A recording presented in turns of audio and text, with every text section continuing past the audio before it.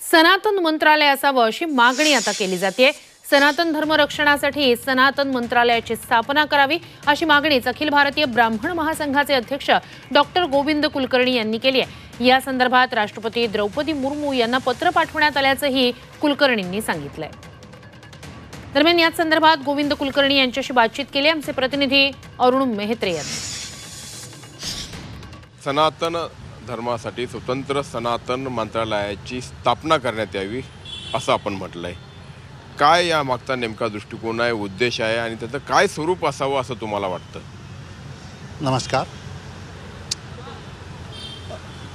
अखिल भारतीय ब्राह्मण महासंघाने परवा दिल्लीमध्ये 26 तारीखला एक प्रेस कॉन्फरन्स घेऊन आम्ही भारत सरकाराकडून एक सनातन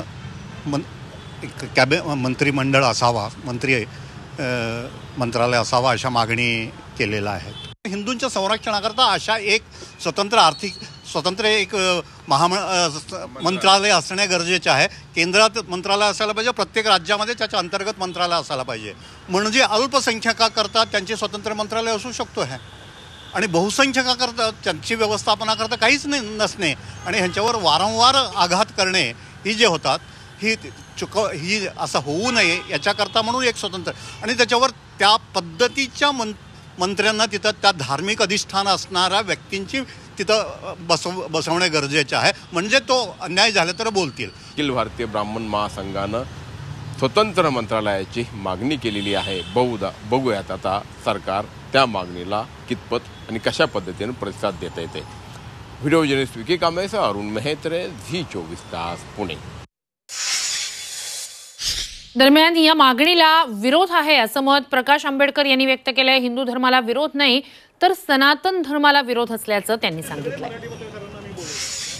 सनातन धर्म म्हटलं म्हणजे इथे असणारा अस्पृश्यता आली, इथं जाती व्यवस्था आली, इथं धर्म वर्चस्व आलं आणि त्याला पूर्णपणे आमचा असणारा विरोध राहणार आहे।